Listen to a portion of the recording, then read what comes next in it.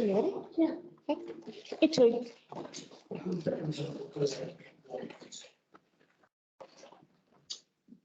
Inga tōku o mātou atua, o te rangi, o te whenua. Kia tatakina ki a mātou ki ngā take ai i te hinei wā. I raro anu, i te aro a ranganui ki runga. Whakatua nuku i takatu nei. Whakamaua ki e tina. Haungie, huie, tai hie. Thank you. Welcome, everybody. So, to start the meeting, are there any apologies? Thank you. No apologies. Public forum. So, welcome everyone for finding the time to come and speak to us. We always appreciate that. Jackie, would you like to start? Good. Yours. No, yours. Yeah, mine. My phone was on. I know it doesn't give all much time, you've got 3 to 5 minutes, so you just do what you can anyway and see how it goes. Yes, thank you very much. Thank you for having us. My name is Shaked and this is Luke. And we're here to speak on behalf of the Thames Food Waste Group. Also on behalf of the Thames Coromandel and Food Waste Resource campaign that we've been running with other groups around the peninsula. And I'd just to Luke to kind of talk to what we want from you today. Okay, so what we're after is making sure that a separate food waste collection, a curbside food waste collection, is included in the new solid waste contract. And also to support the resource recovery groups to remove the operation of the transfer stations from the proposed solid waste contract in the process, so that community groups can make more of the resources that come into them, the transfer stations, and also add value to the community in the form of employment and inexpensive resources.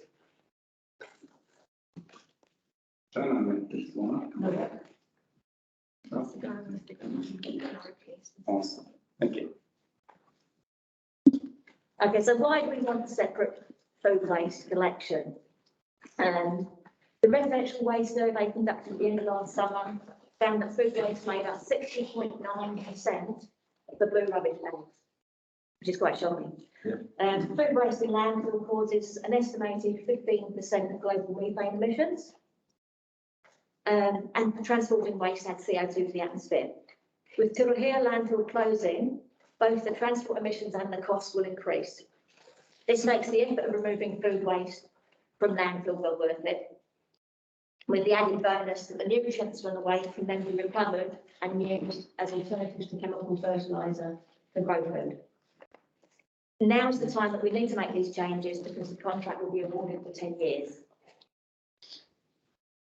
The photos on the screen show 2 alternative methods of processing food waste. The one on the right shows a hot composting system for a town the size of Thames. The infrastructure costs are around 40,000 and it's been shown to be over capacity. Uses wood chip with food waste to help the composting, and the compost is returned to the council parks. The photos on the left, they show a large scale worm farm which takes food waste from curbside collection, horticultural waste, sewage sludge, dairy factory waste, and paper pulp from paper mill water treatment. They mix these on the big compost pad and they process them by worms. It produces a high value vermicast that's sold to local farms, including the one that it's based on. So when we've been investigating food waste, we've had a lot of conversations around the topic with people experienced in waste processing. These have led to the following insights about the importance of how contracts are worded. The current proposal for the new contract suggests awarding the contract before the strategy is in place and then relying on contract variations to implement it. We believe this is a very expensive and unpredictable way of doing it. most waste contracts are set up with contractors paid for the amount of waste collected. And we believe this discourages the contractors from reducing waste, even if it's in their contract with the KPI to reduce waste. Otago University turned this around by making a contract, a fixed fee contract, so it's now in the interest of the contractor to reduce waste. Talk about the petition.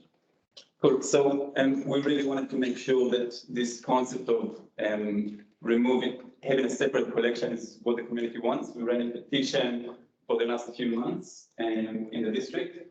We've gathered over 1,000 signatures from across the peninsula, and more than 500 of them are from Thames Ward. We also ran a survey. We had 61 respondents, which is maybe not representative, but it gives us an idea. And 2/3 of the people who responded to the survey were putting some amount of food waste in the rubbish bins. And 2/3 out of them believe that a separate bin will help them significantly reduce. And the other kind of 2/3, and obviously there's some overlap, were in favor of as well the other initiatives that we propose and could go into the strategy that's being built. And we just wanted to stress kind of the urgency at the moment. So the contract that's going to be awarded, that's in June. Our real opportunity after that is in 10 years later. So now is the time. The council is only meeting, and if we think about the meeting in May, it's too late for significant impact on the June awarding the contract. So really now is the time. And what really we're asking the community board for is to support this initiative and ensure that food waste collection is included in the contract from the outset. Questions? So,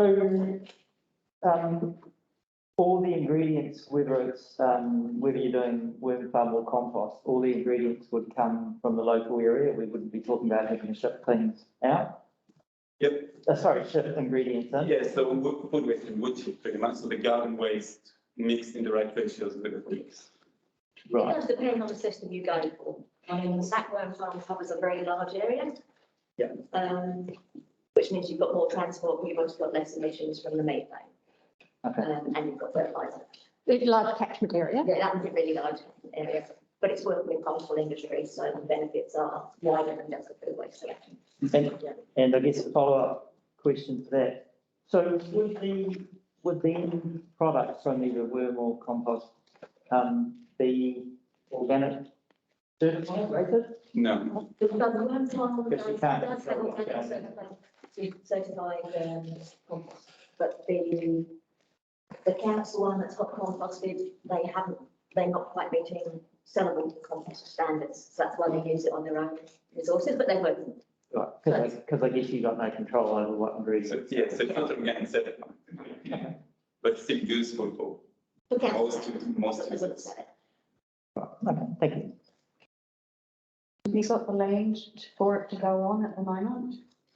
No, and what we understand that, so the amount of land, if you would say like quite small really. So we would really like to see it operated through the contractor who's doing it Right. rather than, so we didn't specifically wanted to operate this situation. Yeah. Either in the transfer stations, there's plenty of room, or wherever the contractor and do it. As long as it's included in the contract, then really it allows us to do things that we want with it because it's separated. And really, it's not our responsibility, it's the council's responsibility to come up with. We've done some investigating into possibilities with you. So just some points of clarification. The contract renewals in June. And really your thoughts are the bottom line should be to pricing the website food waste collection into the June contract. And even if having done that, the council the court and needs a little bit more time, at least if it's priced into the contract. You know, you can review the start date, whether that be in the next year or middle of next year, but the important thing is to get it priced in. And then obviously there's a full review going on in terms of the solid strategy. And some of that review might have fast tune in terms of some of the other initiatives.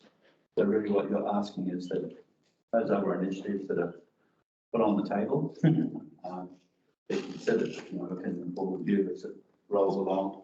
But the important thing is to get it through recovery program going to the site. And yeah, is that pretty much summarised where you're at? No, just, Yeah, and it's really interesting to know you sent some material through from the Territory District Council. I was impressed. And I always thought, well, it would have been great for TCDC for the Lions, some of its programs and education and timelines align those so that there's some synergies relating to applications for waste minimisation to the central government, for example, or whatever those things might be. So, yeah. I did bring some information from the worm farm that I visited and if anyone's interested. Thank you. Thank you very much. I appreciate that presentation. Thank you. Thank you.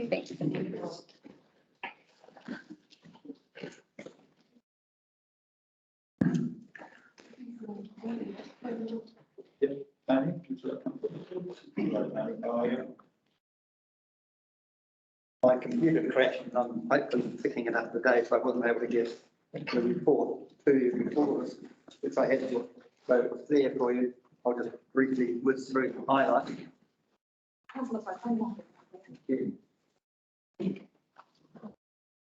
So it's really just an update from when we last reported to you, which interesting as I go back and have a look, was 2019. Wow. But of course, we've been in contact with you, working with you, and it's been a very interesting experience. We opened on 15th of 10th, 2018, when the Mayor officially opened us, but of course we had to do a lot of work before that, and we were very lucky to get the site that we have got at a very, very cheap rent, and the owner, who's Asian, has been very good for us. But we're over, you know, we haven't got the space, we never had it in the first place, but we've done very well, and despite COVID, we've kept it going. We're up to still around about the 40 members, and that now includes 13 women, because we've now opened a women's shed as well into last year, and that's going extremely well. So if you know of anybody who's interested in coming along, Saturday is the big day for that. We have a joint day on the Saturday. Trading hours of 10 to 4, and basically Wednesday and Saturdays are our big days. We've got a smaller group working on Monday who are doing products and other orders that we're doing all the time.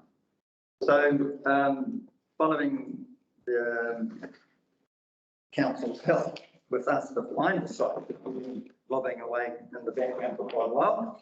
It was a wonderful opportunity to go with the Seagull Centre and be a sub-tenant of their site. And they've confirmed that as well, which is great to have, and we're very excited. I actually always thought when I first arrived in Thames that the Seagull Centre would be an amazing conduit and obvious synergy with the Seagull Centre with the city, and that's about to happen, I guess. And we're keen to now get at the moment, it's about a 16 square metre building, and you'll see a little plan at the back of that. So I'm just showing the site. I've done a pretty thorough site survey of the site there. And you'll see on that coloured bits and pieces that big square, which is 16 metres at the moment, may need to be revised. But I've talked to Manners and we've worked with them so far just to sort out how that sort of site will operate. But we still have to formalise all that. But if you're looking at it, you'll see the little orange outlines of spaces. They actually represent the space we've got at the moment in our shed. So you can see we're about double the size of what we've presently got, and we'll have a much better facility. It's going to be a tailor-made facility for our operation, which is good to call it. Our first and most important thing is fellowship for men and now women to come to a safe environment, work on their own and community projects to make products of arranging the running of the shed. Now, of course, we now have to do a little bit more than that fundraising as we now look towards a new shed. We've sort of, the projects we've been up to over this period of time have been extremely varied and really cool. It's, you know, heritage joy, garden planters, rat traps. We're supporting the rat, predator-free group in and around Thames. In fact, I've been involved in trying to get these groups to all connect, because I think a lot of them are operating in isolation and they now need to really connect to get the best out of the whole thing of actually killing and catching and getting rid of the vermin that's around. Unfortunately, it's pretty heavy going. But other things we've been doing, we've done the remembrance table and seat. It's just around here in the corner of Marion and Mackey Streets.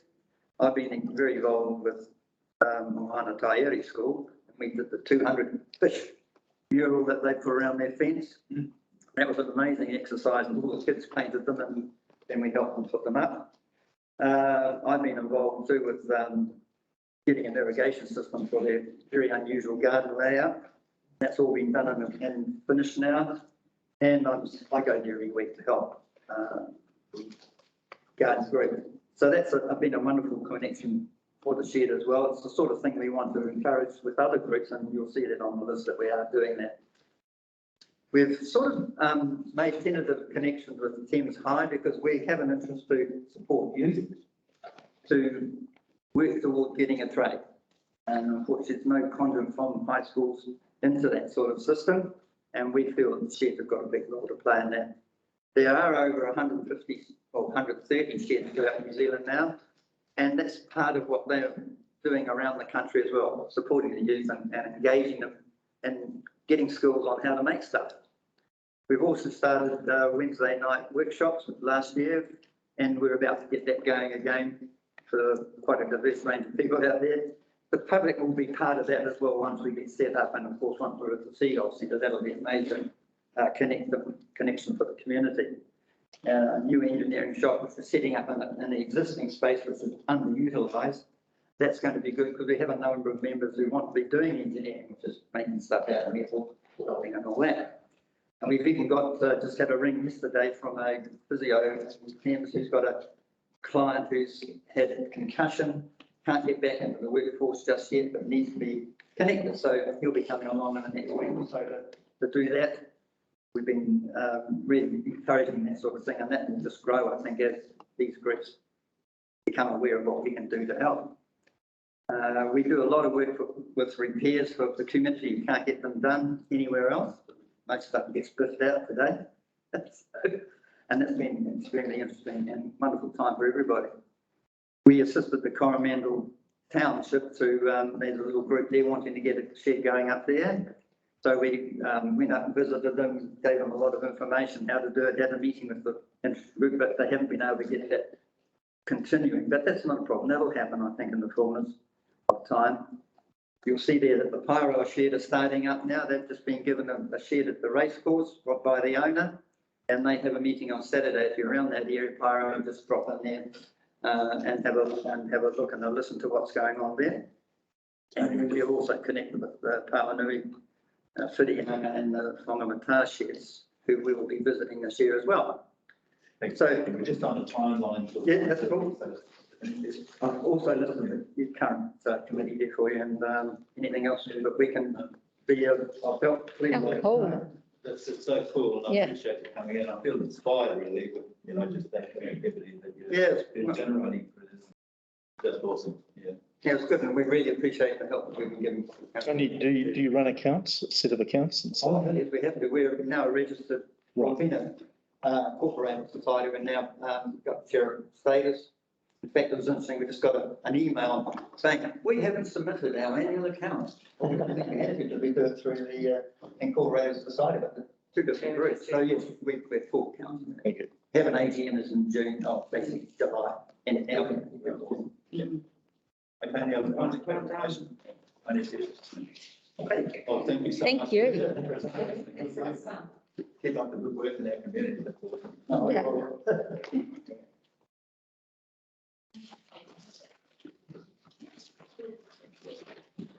Ruth, would you like to come forward?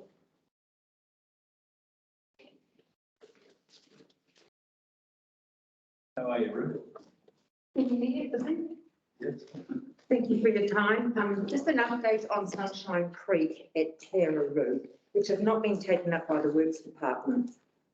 We had flooding possibilities here last week because the weather bomb that they thought was going to come down with that cyclone. I took it on my own interest to go around all the creeks, to see the creeks and rivers and whatever you were doing at the height of the flooding. They were all swollen, dirty, running, and fortunately it didn't come to anything serious, but it could have been quite horrendous. Sunshine Creek was trickling with a clear water. That is a major warning sign. I have spoken about it in the past. I have been told by people that go into the bush that there are not one but more than dams where the trees and things are falling down and they're blocking the creek. There was a resident, some of the residents in Tararoo that are older residents of the area are really very concerned that they're going to have another one of their massive floods that they've had. And two of them, and one of the residents I have a lot to do with, has been here for 60 odd years, is extremely concerned that they're going to have another one, if not worse than what they have gone through twice before. I'd seriously bring it to the community board and ask, can you put some urgency on the Sunshine Creek being investigated or cleared above the road, but also below it? Interesting, I don't know if Councillor Sinclair had noticed, but the creek itself, they'd stopped after my had been bringing it brought to your attention. It was rather funny that they were mowing the creek bed. They stopped doing it for a while, but then it became such an obvious wild area with the big tall grass. They went out and they've mowed it again after the flood. But the water was just not moving. There was nothing moving there. I could have measured it with a car. And I looked at both sides of the road because I genuinely was concerned. Tararoo Creek, the ford was just approximately that much short of blocking the pipe and then to going over. So that is a comparison which I'm trying to say is evident. The urgency for something to be done is very important. I believe in proactivity rather than going down. I mean, I'm the one that found the 10,000 sandbags. Thames Community Council didn't have sandbags as far as they were concerned 18 years ago. And it's because I would rather not have a flood than have to go and clean up after a flood. But I do thank you for the work that you are doing, and I appreciate you allowing me to sit in because it's been a wonderful education time. If I can, I will be shadowing you again this year. Yeah. Before you go, no, I have a question because, as you know, I do live in that area and I do that walk up behind my house, wave at the trees, and then come down Ash Street, which is where the head of that creek is. Now, I'm not 100% sure where the land ownership changes between the strip of Māori-owned land behind our houses and then the dock land. But have you spoken to Dock about the maintenance of that creek? Because I'm pretty sure that they're the ones that maintain that trail. So I'm just wondering if I think you'll find that there's some of the blocking is even further back. So it's a case of, whoever the powers that be, if it comes from council that it's to be investigated, to who is going to take ownership of it, because I have so many people wanting to not have anything to do with it. That's not what I'm here for. I'm trying to prevent a major incident because it would look really pathetic. And come back something chronic on our council if they didn't show a humanitarian concern about what Mother Nature is doing. I don't know who owns the land like that. I will go and find out. I mean, I understand Doc pick up anything that nobody takes ownership of. That was what I was asking. I'm not so sure about you. You're just thinking that. I would like to not comment still. Because I know that in other parts of the district where we've had coastal flooding through the shoreline management panel, the conversations have progressed with the council. So I'm happy to go and talk to a few people about that. Oh, well, thank you. And one little rather nice ray of sunshine, about a month, 6 weeks ago, I thought, what on earth is that noise? I hadn't heard it for a long time because my fence is all fenced up and I have long grass deliberately. I've got a damn frog and he sings all night and he sings all day. But I think that's awesome because when I first came down to the Monterey 20 years ago, the creek had a lot of frogs. The area, I mean, I was inundated with frogs and I've got lovely photos of all that. But to think I've had a frog come back into my behind the thin fence. Oh, that's right. Thank you. Hi there. Thank you. Nice to see you here. Thanks a lot. I'm often over here these days. Just move it. Well, so somewhere we should have a presentation. Thank you. Thank you so much for allowing me the time today. I really appreciate it. What I want to talk today complements and reinforces to some degree what Shakir and Lou were talking about. This is a real opportunity for us to make a massive difference in the way we manage solid waste in our district.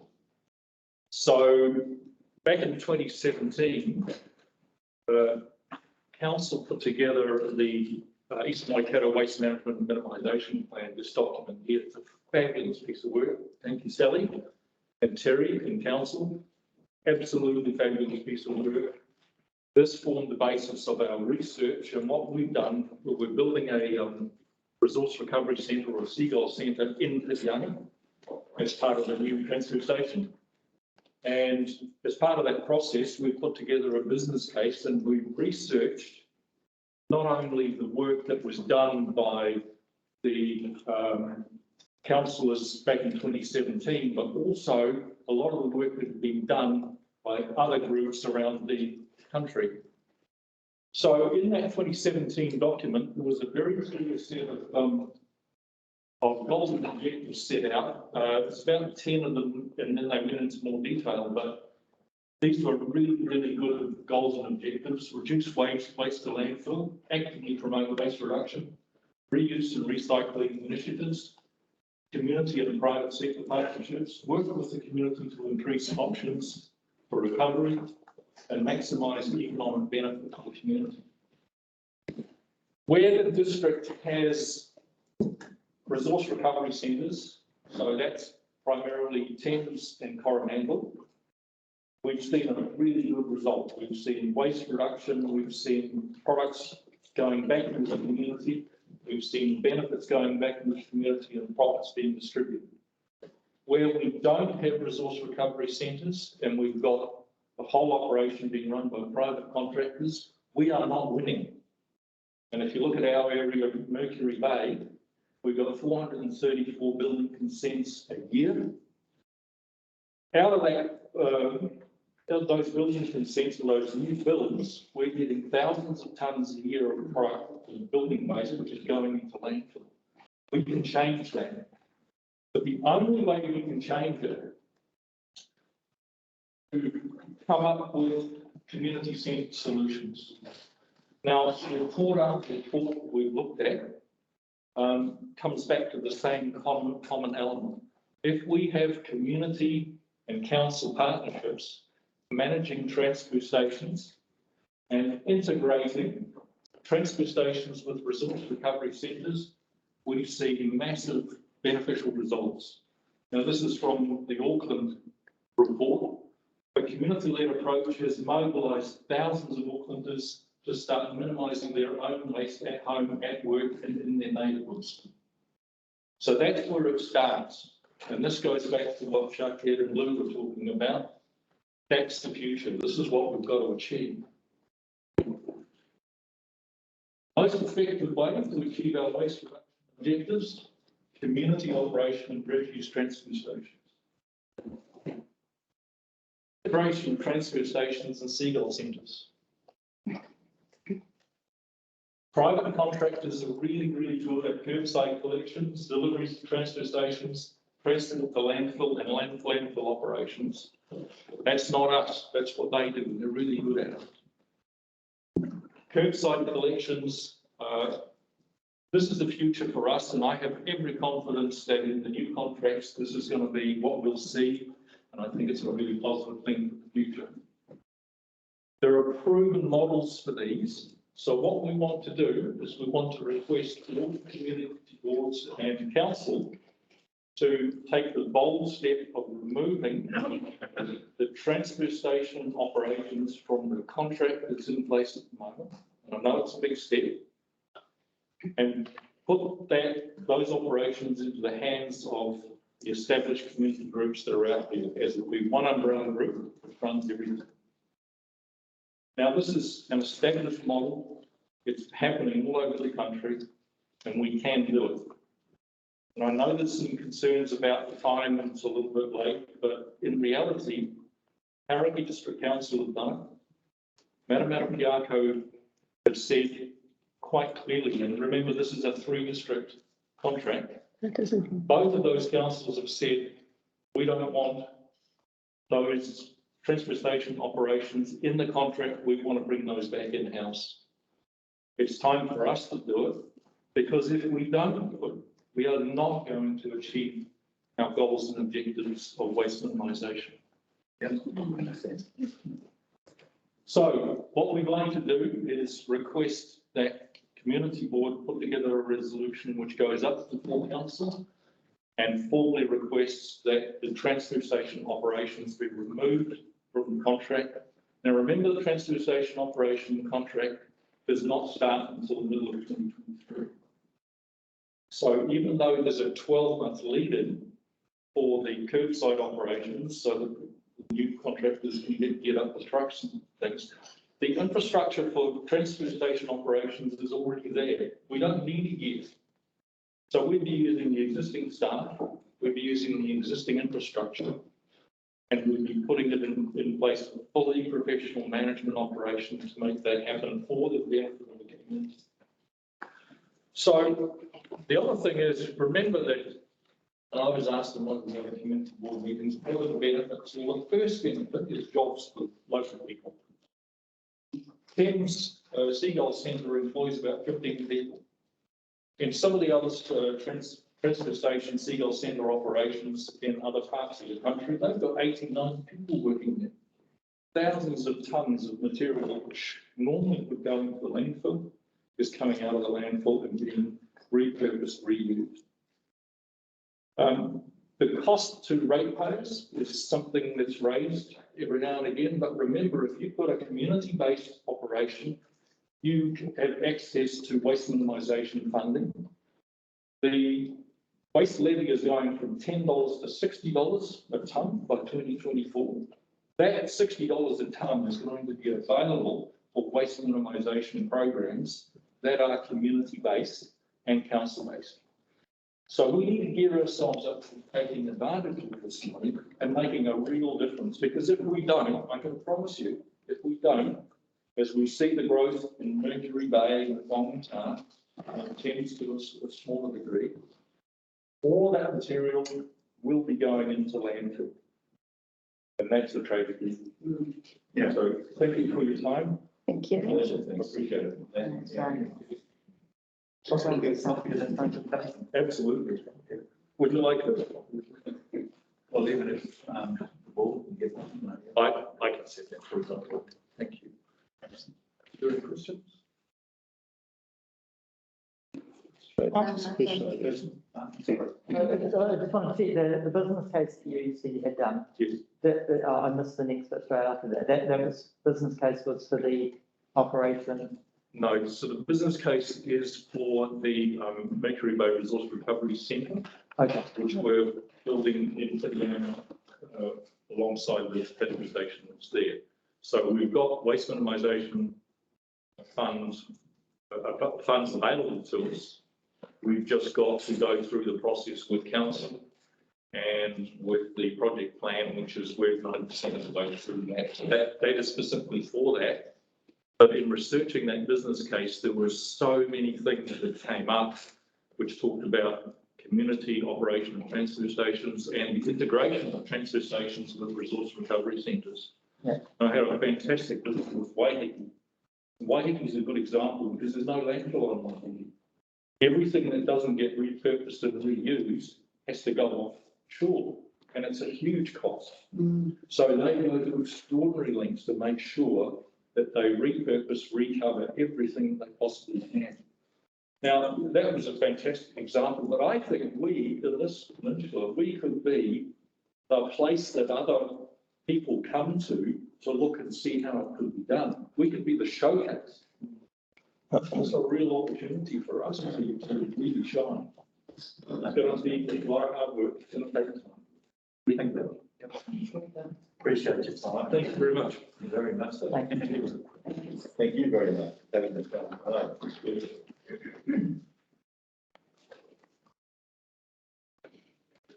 Are there any items from on the agenda? Thank you, everyone, there for your presentations. We really appreciate it. Great.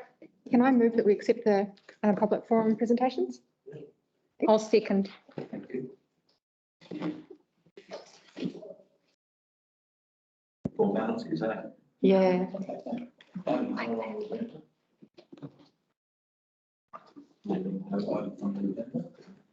Conflicts of interest?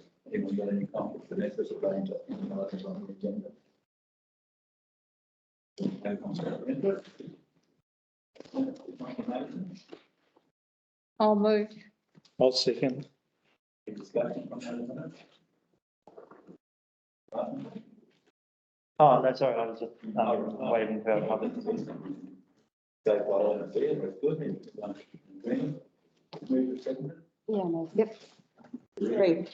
Agreed, didn't they? They did the minutes already. Sally and Peter. Sally and Peter moved that. I'm here to confuse you. 2.1, grant release and transfer.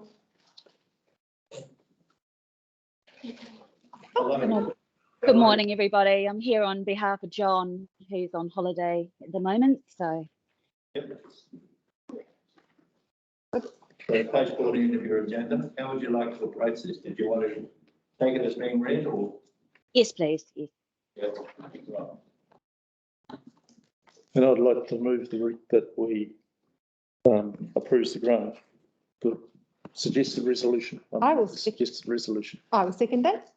I would just like to propose a third recommendation to consider, and that is to recommend to council that it delegates authority to the chief executive to enter into a lease and sign leases for stage 1 on the terms approved by council on the 3rd of August. I'd just like to include that as the third recommendation for this. Can I just ask you, can you just repeat that again? Oh, sure, sorry.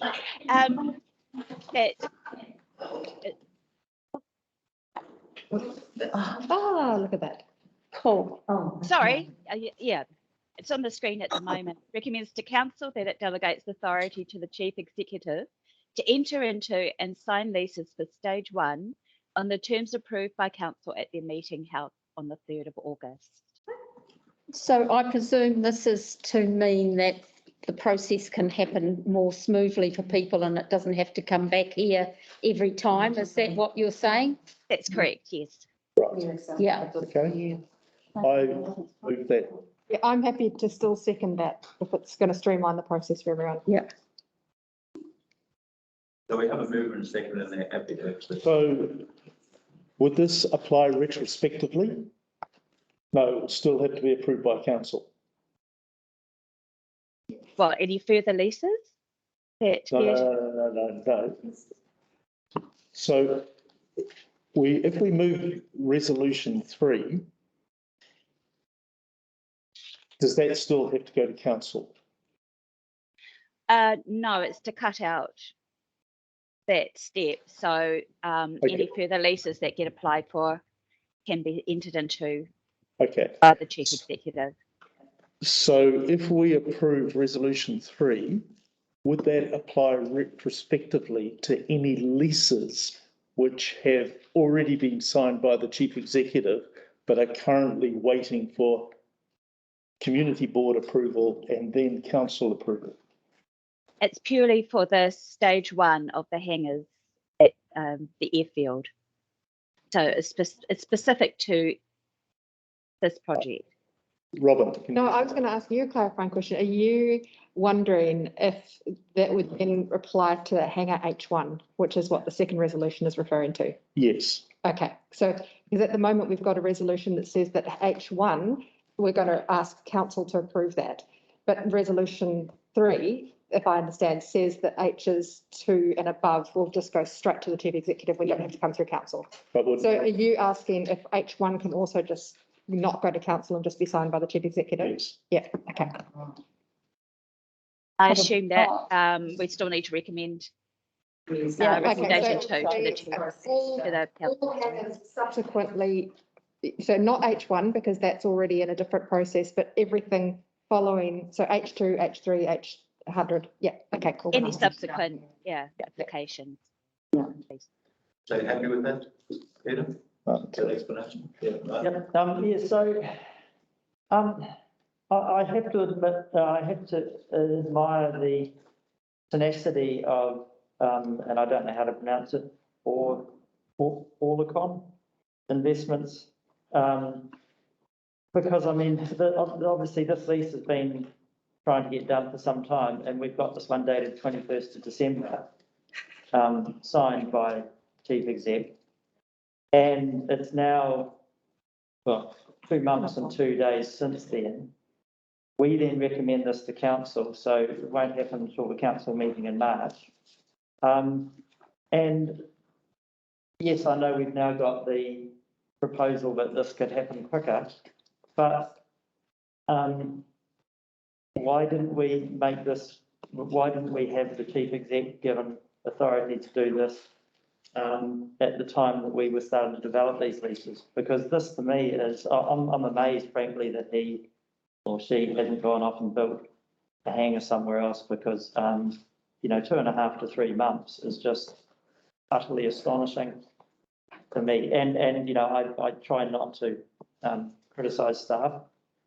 Very good at not criticising staff, but yeah, this to me is, it's not good. Is it sending a message that we want people to invest in the region? To me, it's the opposite of that.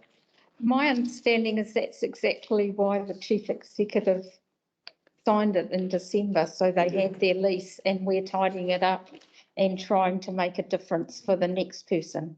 And that's, So as far as I'm concerned, since the 21st of December, those people have had the right to continue on with their plan.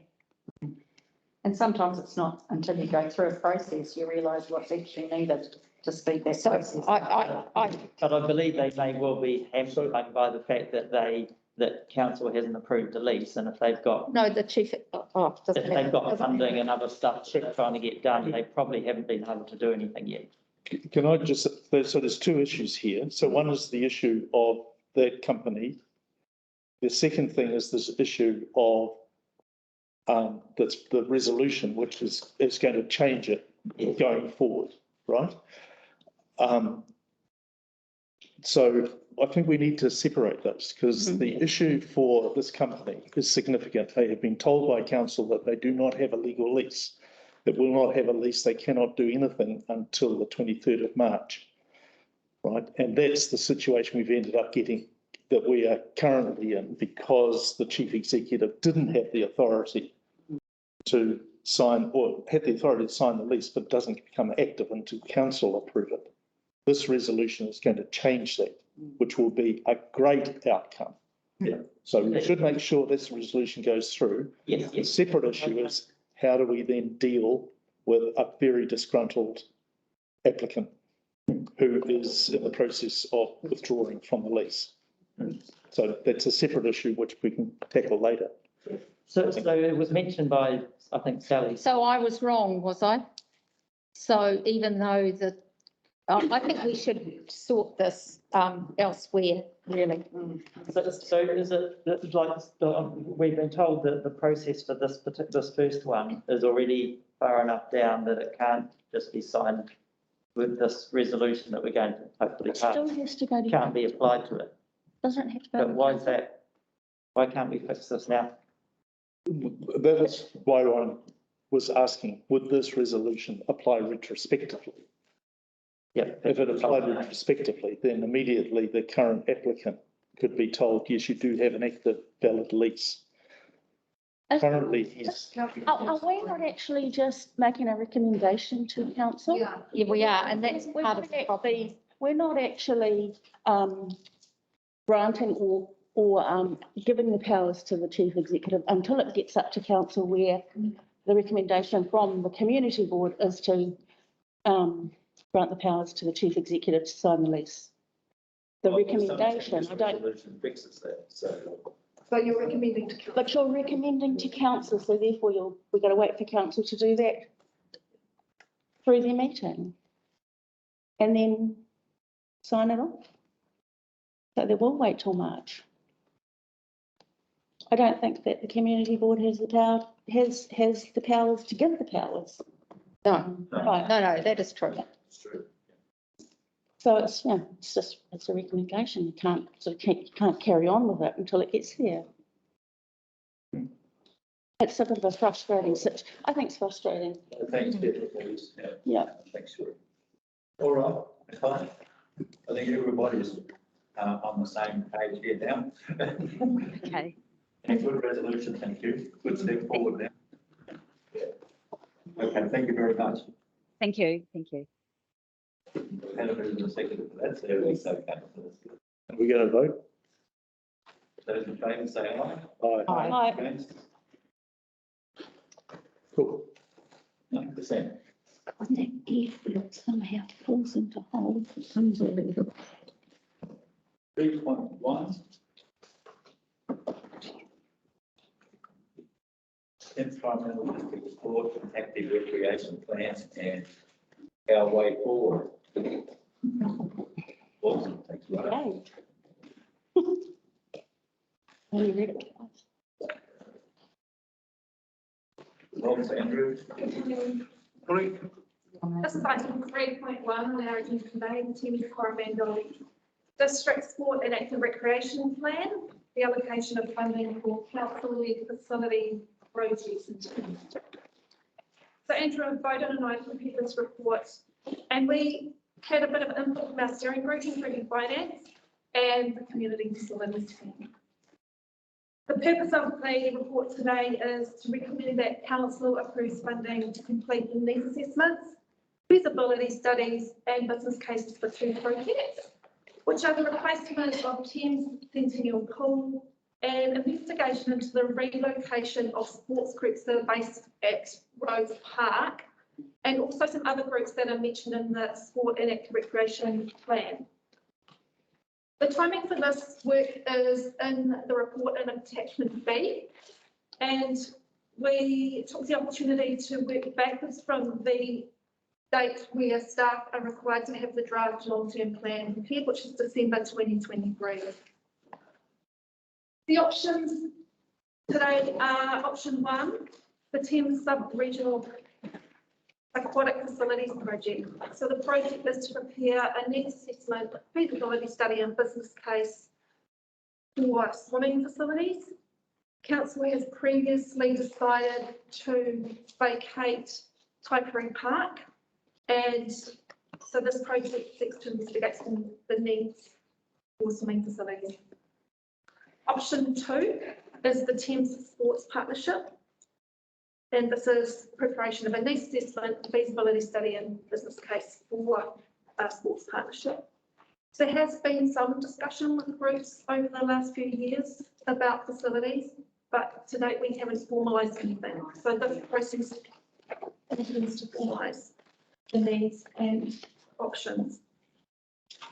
Option 3 in the report is to do nothing to progress the council-led facilities projects in this Thames Coromandel District Sport and Recreation Plan.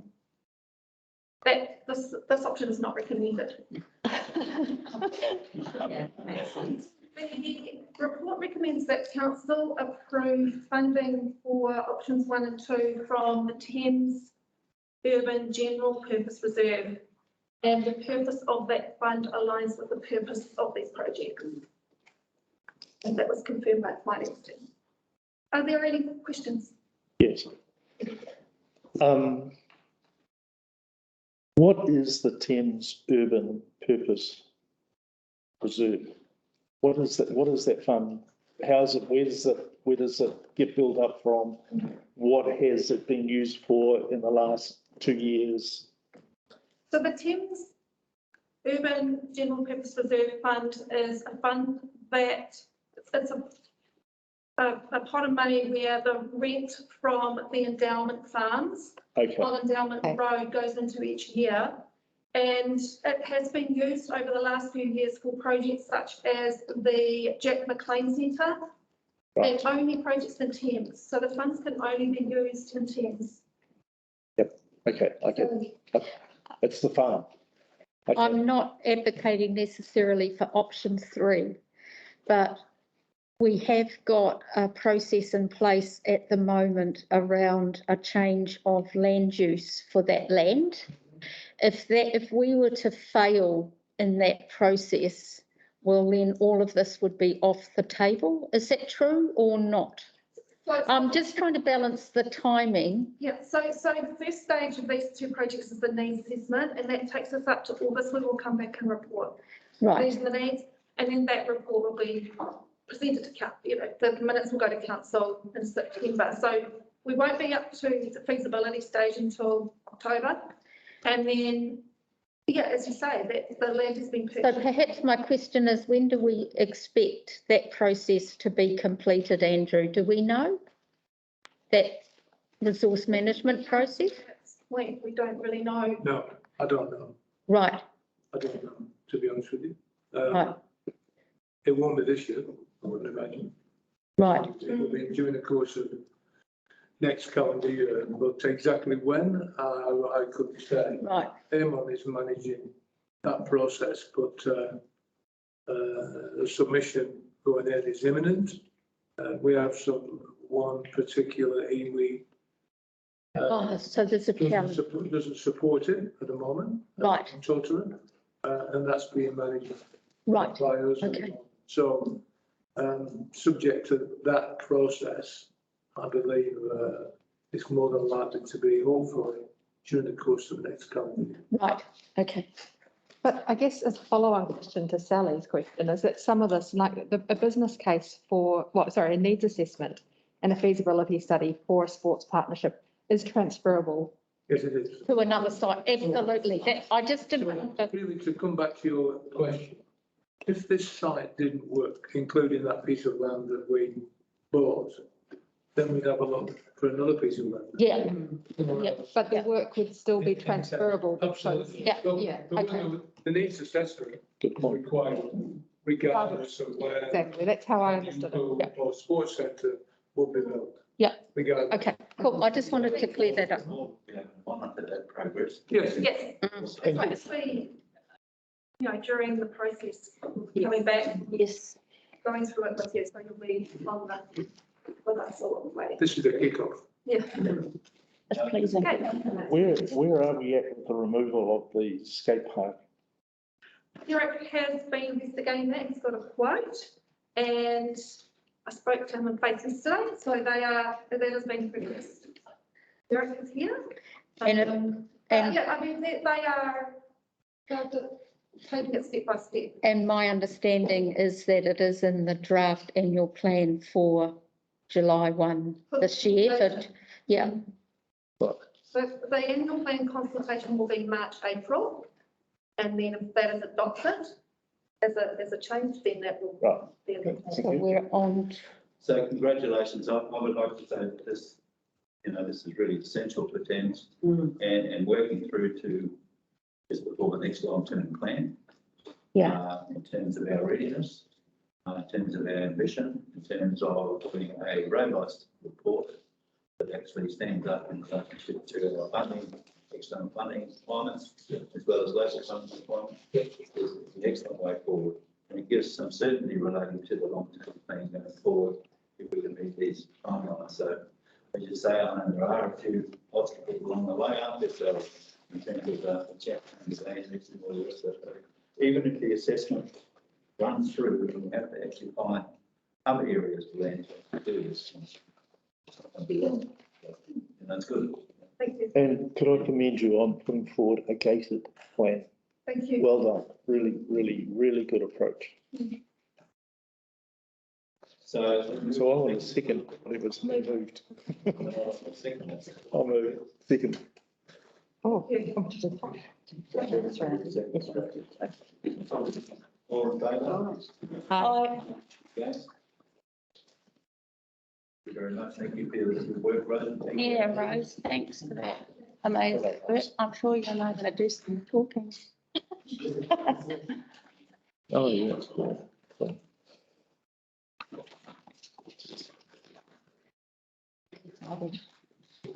4.1. Let's get excited with that. I do. Morning, Darren. Darren. Nice to see you. Nice. Porritt Park Playground donation.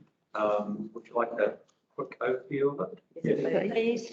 So, summary is that we've had a private donor that's come forward and suggested that Porritt Park is the correct location for a disabled accessible playground.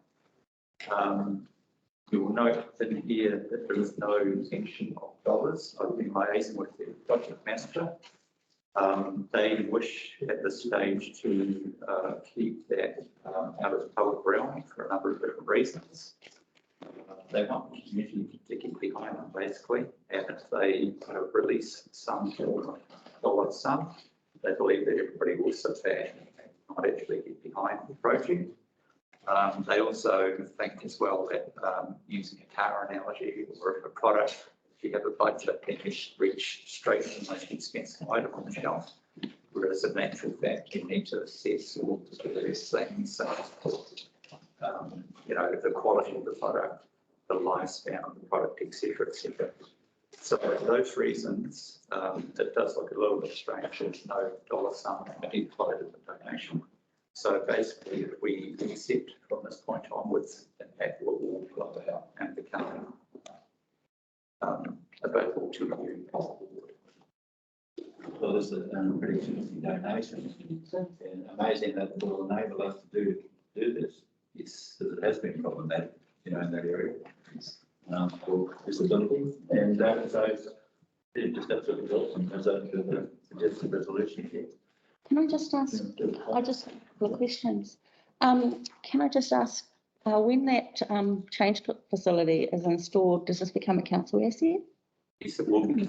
And then, so just in terms of the servicing of that, is it a facility that needs servicing after every use, or?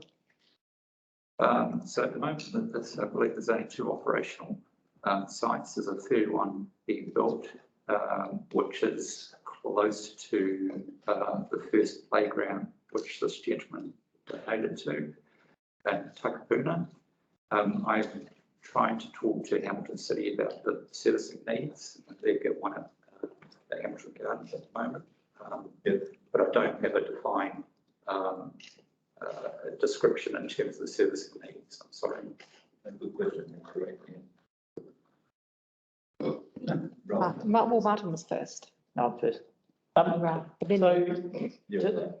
Just looking at the letter from Christopher and Jackie Reid, under the heading the following tasks to be funded by us, the bottom one there is project management. So I just sort of wonder, does that sit comfortably with yourself as far as them paying this project to be managed by not council? That makes sense? Sure. So that person will be the liaison between council and them. So they're basically designing, running the consultation and collaboration with ourselves. Yep. And making sure that everything goes well and reports back to the donor. So I've worked with this project manager before, so I have a strong working relationship already with them. So I don't see any real issues with that. And yeah, and just sort of like a follow up to that, in the next paragraph, it then talks about the project manager, Future Landscapes, would be the main contact between the business association and council. So I guess making sure that the business association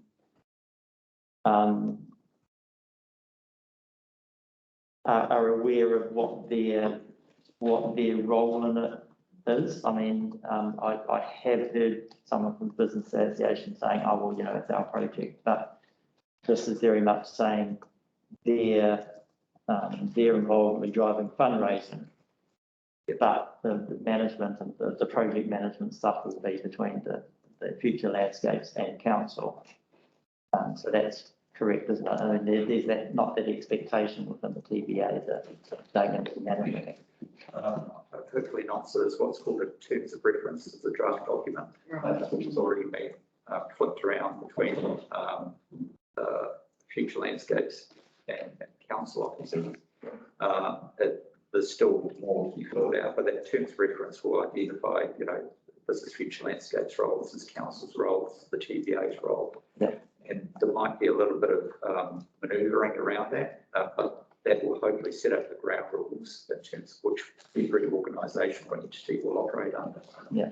So before we move forward, in terms of reference, that's clear, and then we can always refer back to it. And within those terms of reference, there'll be like a governance group and a project group. Yeah. So I would imagine there'd be certain checkpoints along the way, and at which point the governance group, which I would imagine that will have representatives from the community board on, and then those checkpoints would come back to be reported to the community board. Okay, thanks, Derek. Sheree? Just, Well, no, I was next, Cherie. You don't listen. you can put your hand up high. It's put it up before.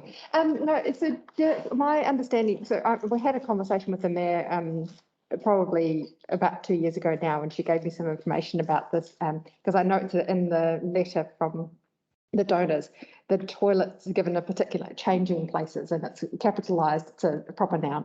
And my understanding with those toilets, and that, as was the plan then when it was first raised with Sandra, that those toilets are key card access only, so it's not a generic anybody can go and use it, and so that's so does that allay some of your fears about the servicing as well, and that there's only a very small amount of people who can use it? It's absolutely traceable. It's not a fear. It's I guess what I want to say is that after use, yeah, you know, they obviously have to be serviced. Yeah. And so it's a matter of how many times do you, you know, and it's just a question. Okay. To know. Yeah. Is it my turn now? Yeah. Thank you. Derek, I just just listening and hearing about how this terms of references, the business association is going to be fundraising or getting donations?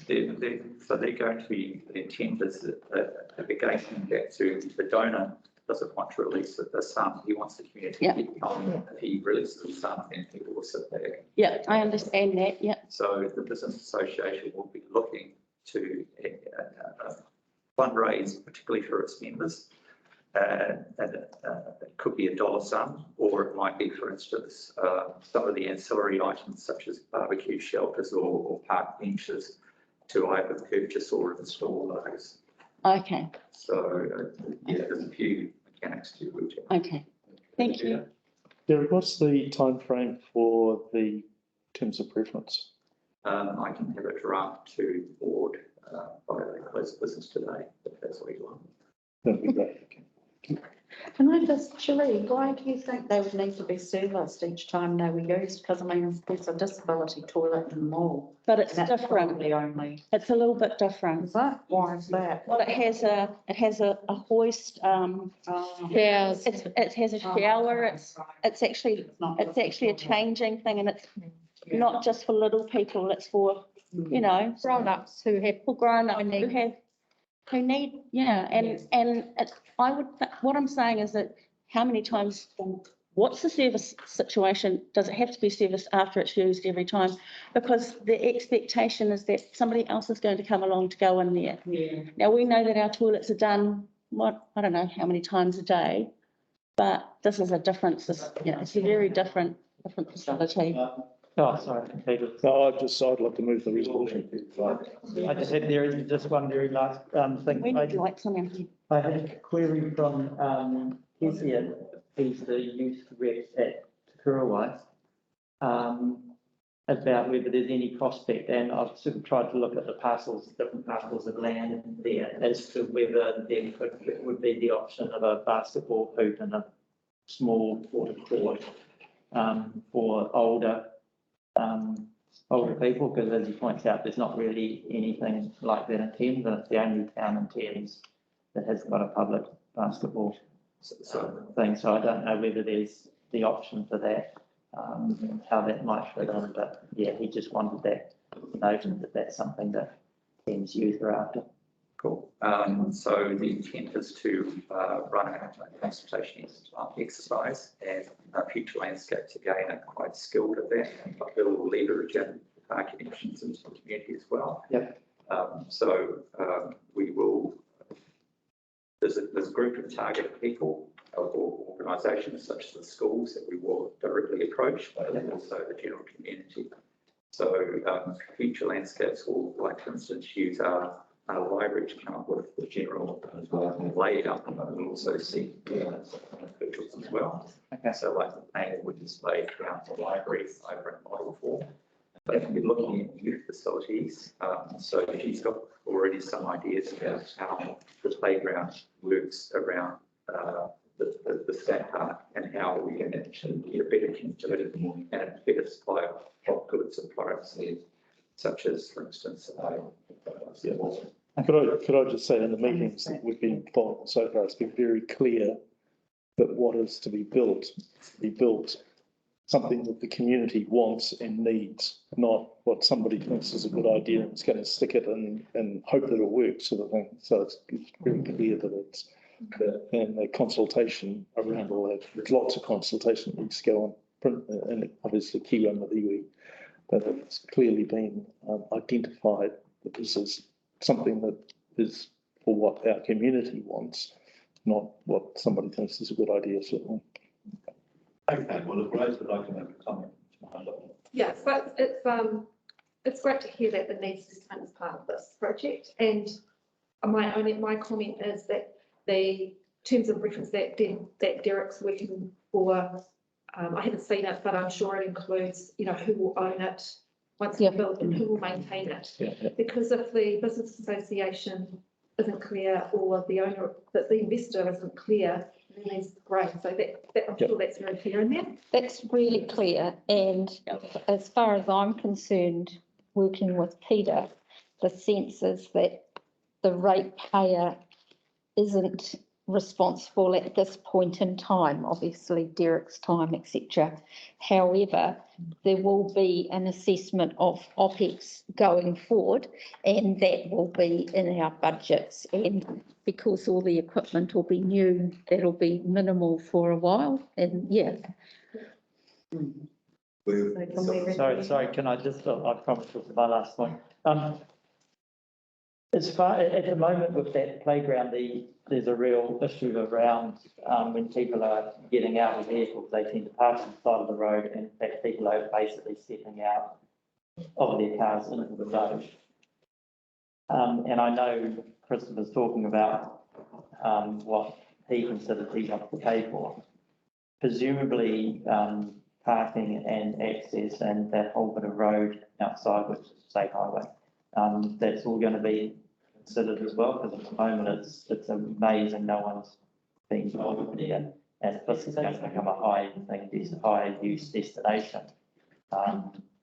Yes, I'm just interested if the roading team, what you're going to be involved in that as well. Yes, so there's so in the terms of reference, there's identified, I suppose, the term specialists in terms of council, and we've already got the road manager down there. So it's not just a 55-year-old man choosing swings, etc. Essentially, it's a whole precinct. Yeah. So we're looking at how best to bring people in to the site. We've had the feedback already from the road manager that we were part of the project.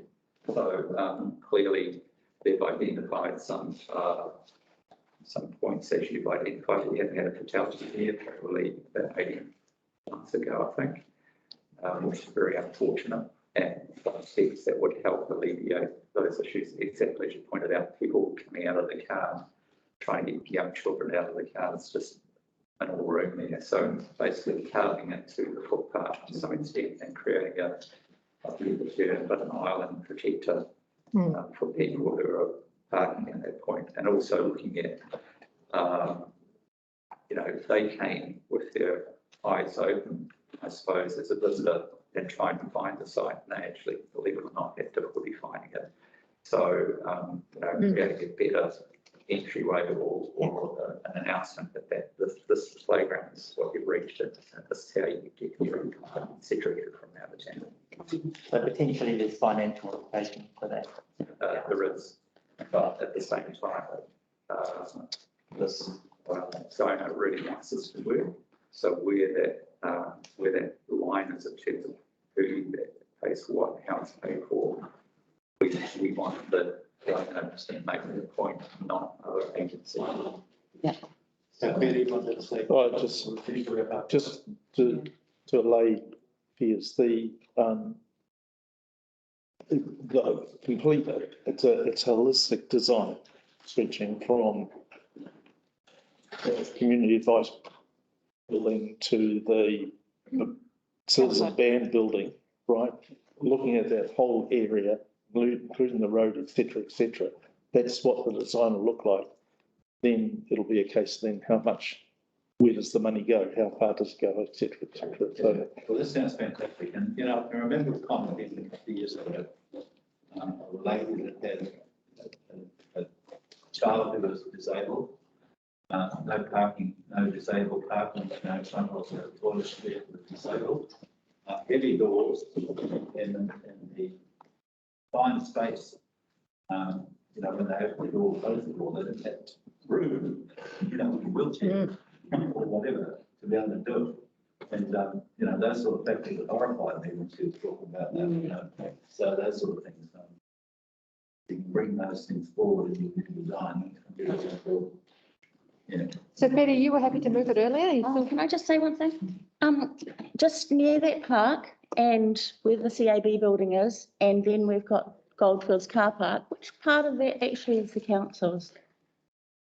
So there's a portion of the Goldfields car park that extends. So if you enter the Goldfields immediately after the CAB building, there's a portion that extends roughly about the same width of Porritt Park, around about to where the next exit is, I believe, on the Goldfields car park. So, I'm just wondering if that's, It'll be, not always but not maybe an option that, at least there is. that's part of the plan. They know about that. Okay. All right, thank you. Thanks. Thank you. Thanks, Sarah. That's brilliant. Great. we need to move it past. Yeah, you've moved. I see something. So move Peter, move second. Aye. Thanks, nice to see you, Stuart. Aye, I So would agree.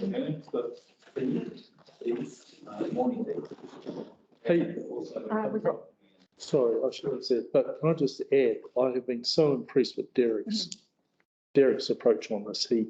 After our meeting, the next day, he met with Ed Varley and they talked about the road and what have you. He's absolutely really been onto it. It's been fantastic. Whoever was Yes, thanks. my pay rise.